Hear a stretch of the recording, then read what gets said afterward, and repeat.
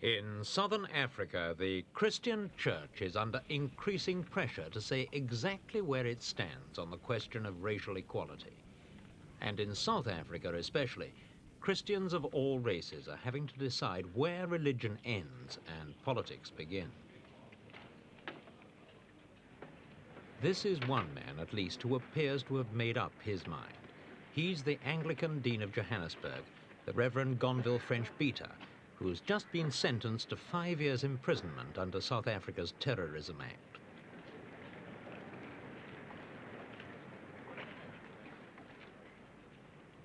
The Dean, who pleaded not guilty, was convicted of advocating the violent overthrow of the state.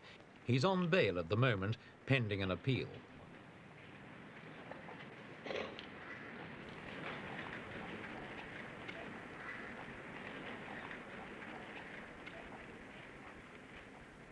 The Dean had long been an outspoken critic of apartheid, South Africa's policy of separate racial development, and at his church in Johannesburg, both congregation and clergy were multiracial. When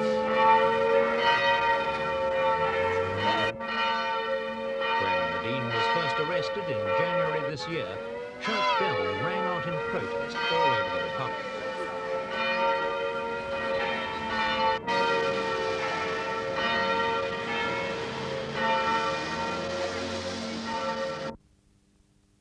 Public interest in the trial has been very strong, both inside and outside South Africa.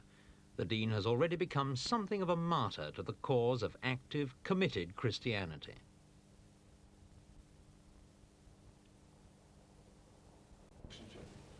The Dean's arrest was a considerable blow to his superior, Bishop Leslie Stradling of Johannesburg.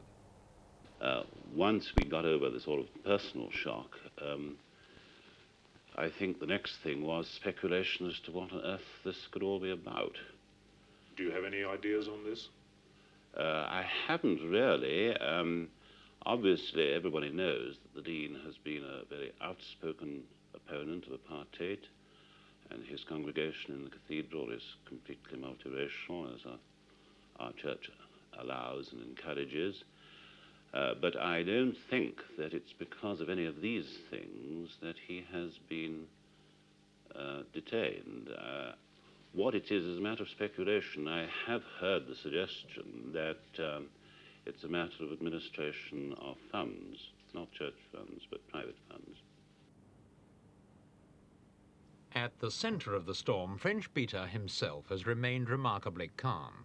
He's a small, portly man of 59 who's said to enjoy good living and who was only converted to Christianity relatively late in life.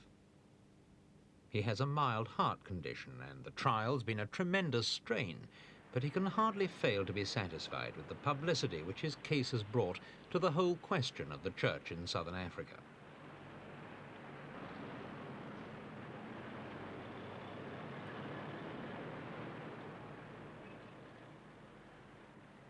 Christians throughout the world are divided on how to deal with governments they violently condemn. Some believe the church should remain non-political. Others believe it should be prepared to fight injustice wherever it finds it.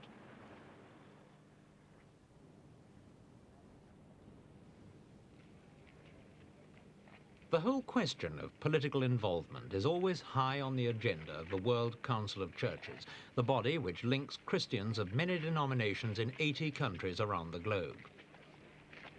Earlier this year, the council met in Addis Ababa, and the discussion centered as much on politics as it did on religion.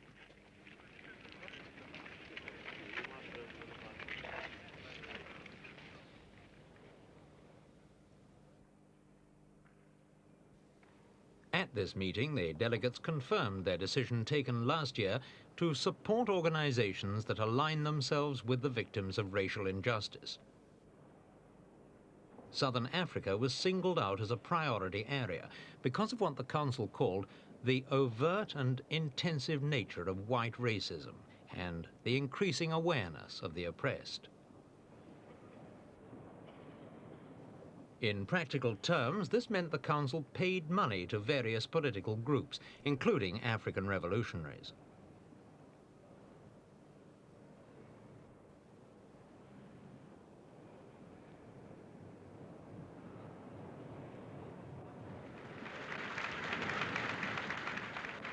Not all churchmen were enthusiastic about the decision. Does the Anglican South Church, African does member it support churches this decision dissociated of the themselves World from Council it, of Churches and to the Republic's provide Anglican community was certainly not funds prepared to for supply guerrilla funds to the movements, guerrillas. to activists? No, the Anglican Church at its provincial synod, which is its highest executive body, decided that it could not go along with this. It criticized the World Council very heavily for this. Though we did say we could see the reasons that had led to this state of affairs. I mean, it was because we were in such an unsatisfactory state here, but we couldn't approve what the World Council had done. We've decided to remain members of the World Council and to try and seek some dialogue to clear up the issue, but we have withheld our subscriptions. Dean French-Beytagh wasn't, of course, directly charged with aiding armed guerrilla movements. What he was accused of, and what he admitted to, was distributing money from the International Defence and Aid Fund among families of political prisoners in South Africa. The Defence and Aid Fund is part of Christian Action, a church-backed charitable organisation, and the Dean claimed his motives had been purely humanitarian, not political. After the trial, we asked him for his reaction. I think, that this country is ruled by a thing that, if you live in a country called honor, swart-gevaar, the fear of the black man. And I have no question about it in a country like this, where the black man outnumbers the white by such tremendous proportion. The white man lives in fear. He may not admit this, and I'm sure most of them wouldn't admit it, but they're born with it. And so they've got to protect themselves. They think they've got to protect themselves like that. And so the whole thing is built up on fear. And I think this Terrorism Act shows the awful state that we are in. We have to have such an act, so that almost anything that might cause a bit of trouble is punished very, very heavily. And it must stem from fear. And I suppose that they will go on doing this kind of arrest because of its intimidatory effect. The Dean's trial was the climax of a government campaign against critics of its apartheid policy. Before the Dean was arrested, 12 other churchmen had been deported, put under house arrest, or had their passports confiscated. The government believes such measures are justified because to attack the policy of separate racial development is virtually to attack the very foundations of the South African state. There are fewer than 4 million Europeans in South Africa, and over 17 million Africans, Asians and coloureds. And the government believes that stability can only be preserved by strictly segregating all races at every level of society. The policy of apartheid, the government argues, is only criticised outside South Africa because it's misunderstood. According to Pretoria, the policy is not under attack from those who actually live by it. Its aims are to preserve intact the cultural values of each racial group within the state, and the government maintains that it's accepted by the vast majority of South Africans of all races as the only logical response to a situation which exists in their country and nowhere else. South Africa's Prime Minister, Mr. John Vorster. The policy of separate development naturally is the domestic policy of South Africa, but it is not a policy, if I may just say that in passing, it is not a policy designed for export at all. It is a policy designed to meet the situation of South Africa and is consequently devised for South Africa alone.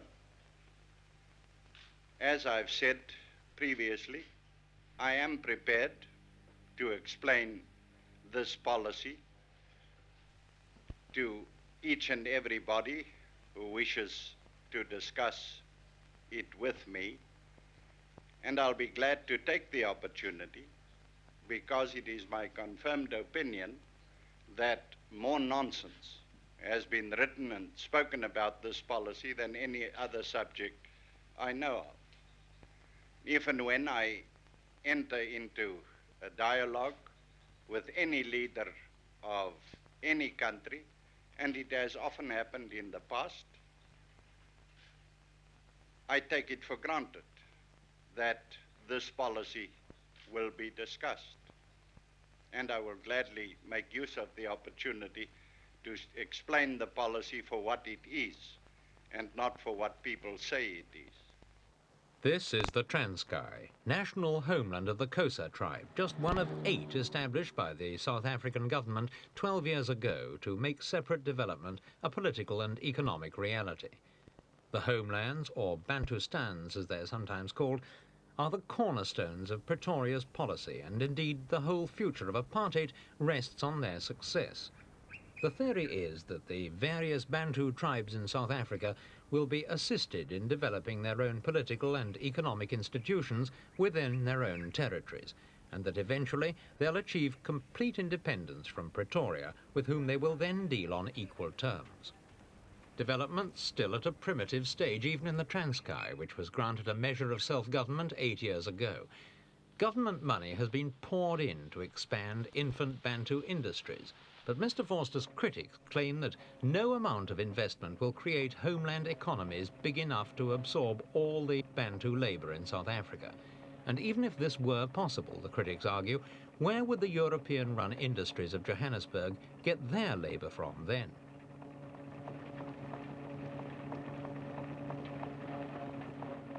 It's Pretoria's determined insistence on creating these separate communities that Anglican church leaders see as the root cause of conflict between church and state in South Africa. Wow. Well, you know, there always has been one, as far as I know, you know. I mean, I don't mean in this country, but read St. Paul's epistles, and he was doing his best to try and get the church and state together, because there always has been, I think, this opposition. You read the City of God, by St. Augustine and so on, there's always been this tension between church and state, and I should have thought in a country like this there was simply bound to be such a conflict, whether the state admits it or not, whether the church admits it or not. They are working for a separation of peoples, black from white, and the Christian church always believes in a coming together of people, so you're inevitably bound to have a conflict. I would only hope that the conflict could be handled in a rather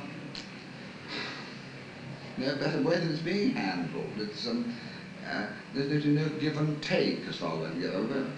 Because these are Christian men who run the government. I think there's no question about that. Their Christianity seems to differ from ours in some ways, but we got this basic thing together, and I should have thought we ought to be able to get a common ground. But we certainly haven't got it yet, unfortunately. But I say this is an ancient thing. By the way, through the history of the church, it comes into conflict. It's bound to with the state, particularly when the state has got a sort of totalitarian sense and an idea that, an ideology which I think is really an idolatry. I think the ideologies are often our idolatries. So that there's bound to be this conflict. I think it will continue, unfortunately. On this question of the church-state conflict, this certainly seems to be developing, and in recent months, as you know, a great number of people have been acted against in this way. Dean French-Beytagh went so far as to say that what could you expect living in a totalitarian state? Do you think that we are in a totalitarian state? I'm never quite sure how you define totalitarian state. That there are elements of totalitarianism here, and I would say that the Terrorism Act is one of them. But when you have things on the other side, I mean, you've got a great deal of freedom of the press, for example, and freedom of speech. I mean, the things that French-Beytagh has been saying over the years, I don't think he could have said in a totalitarian state, so I would qualify that there are elements of totalitarianism here, but not complete. What do you say? If the case of the Dean is seen as a conflict between church and state, then the church has certainly lost the first round.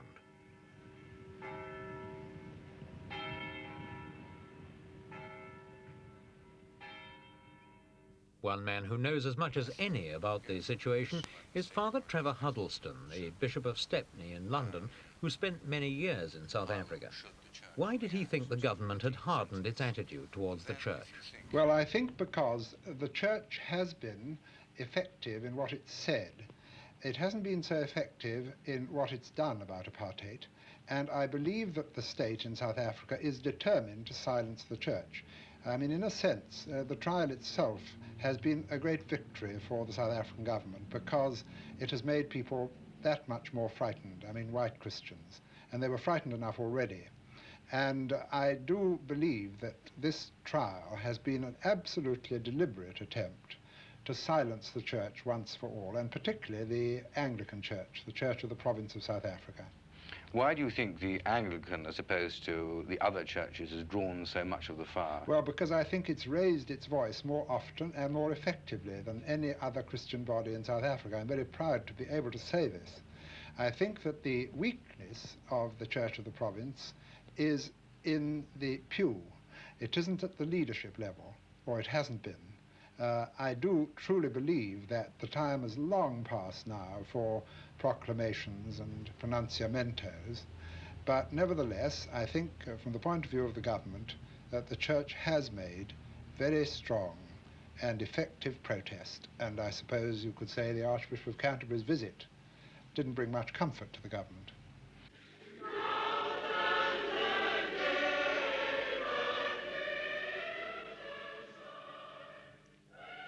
Archbishop Ramsay, head of the Anglican Church throughout the world, came to South Africa at the end of last year to celebrate the 100th anniversary of the church in the Republic. The trip was also a chance for him to study at first hand the problems facing Christians in a racially segregated society.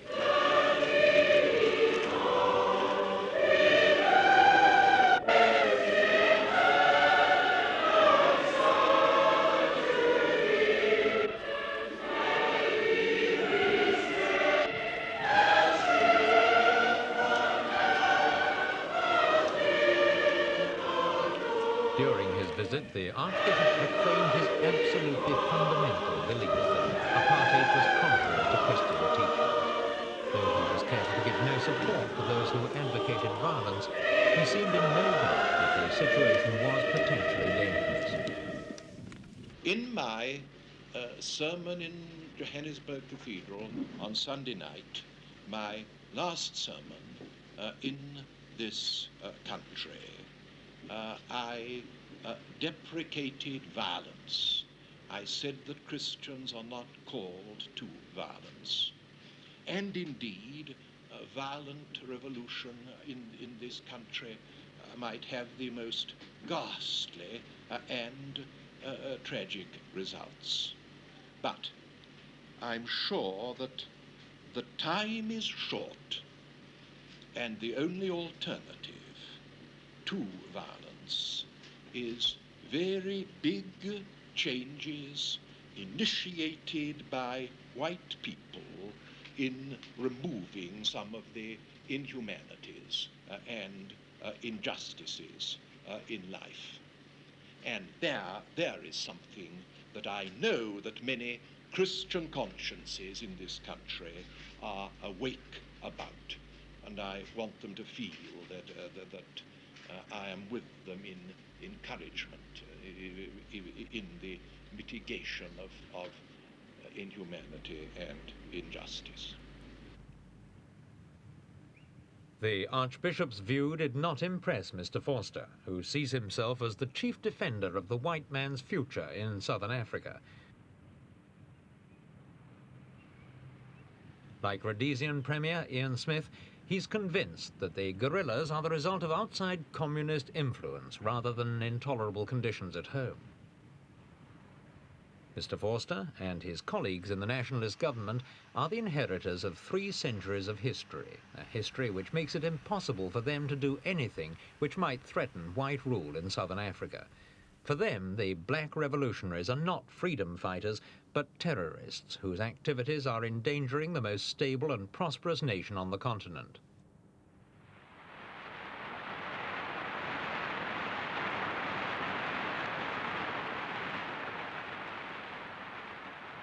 As far as white South Africa is concerned, this wealth was created by white enterprise and initiative. Non-whites have provided labor, but their future as a nation belongs ultimately in the homelands rather than in the cities.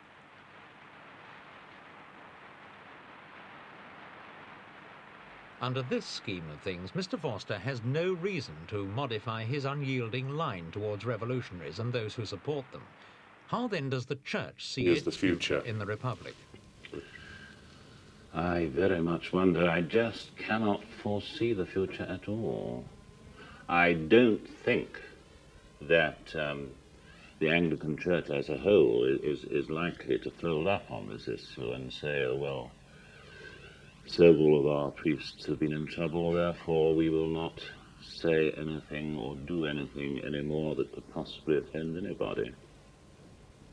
Father Trevor Huddleston finds it even more difficult to be optimistic about the future. My great fear is that there won't be massive protest from the white section of the Church. That has been my experience through these years since I left South Africa. There have always been, of course, very courageous people, individuals, clergy and laity, who have taken a stand. But the great mass of people who fill the churches, after all, on Sunday mornings in the white suburbs, they have never followed the lead that their bishops and their leading clergy, like the Dean, have given them. In very rare cases they've done this. And if they don't do it now, then I reckon the church in South Africa is really doomed. I can't see any future for it as far as the African people are concerned. It may not be too long before Father Huddleston's views are put to the test. The appeal court, which will decide Dean French-Beytagh's future, has no power to reduce his sentence. It can only confirm it or find him innocent. If the sentence is confirmed, the case may well turn out to be not just important,